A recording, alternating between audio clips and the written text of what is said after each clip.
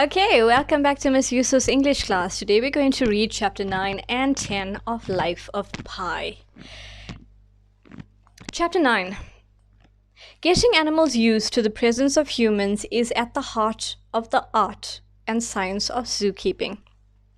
The key aim is to diminish an animal's flight distance, which is the minimum distance at which an animal wants to keep a perceived enemy.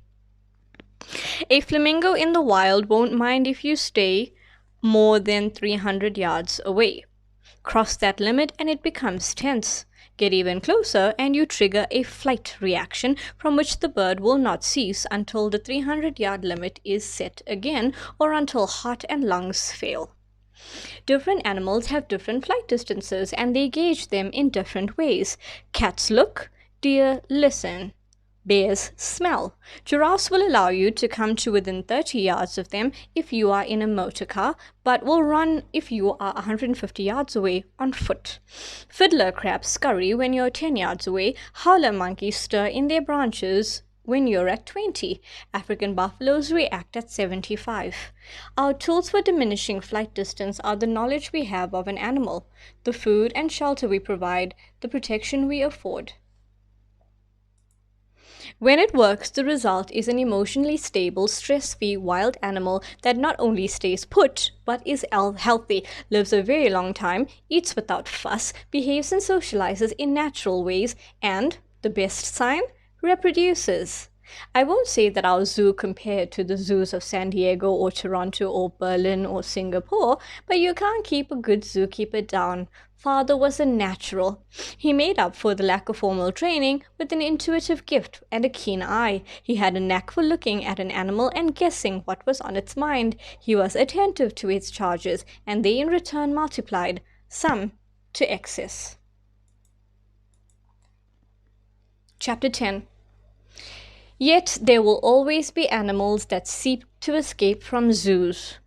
Animals that are kept in unsuitable enclosures are the most obvious examples. Every animal has particular habitat needs that must be met. If its enclosure is too sunny or too wet or too empty, if its perch is too high or too exposed, if the ground is too sandy, if there are too few branches to make a nest, if the food trough is too low, if there is not enough mud to wallow in, so many other ifs, then the animal will not be at peace. It is not so much a question of constructing an imitation of conditions in the wild as of getting to the essence of these conditions. Everything in an enclosure must be just right, in other words, within the limits of an animal's capacity to adapt.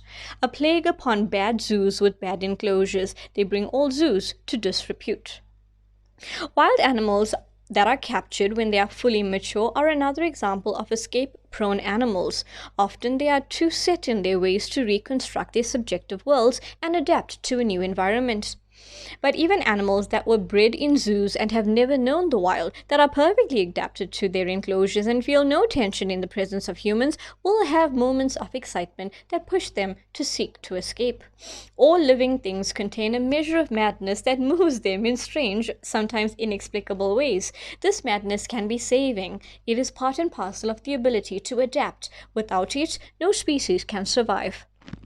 Whatever the reason for wanting to escape, sane or insane, zoo detractors should realize that animals don't escape to somewhere, but from something.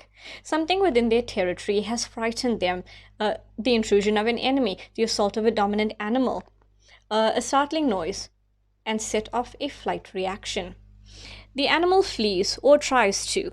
I was surprised to read at the Toronto Zoo, a very fine zoo I might add, that leopards can jump 18 feet straight up. Our leopard enclosure in Pondicherry had a wall 16 feet high at the back.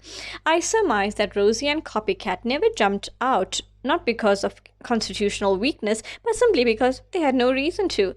Animals that escape go from the known into the unknown, and if there is one thing an animal hates above all else, it is the unknown. Escaping animals usually hide in the very first place that they find that gives them a sense of security, and they are dangerous only to those who happen to get between them and their reckoned safe spot.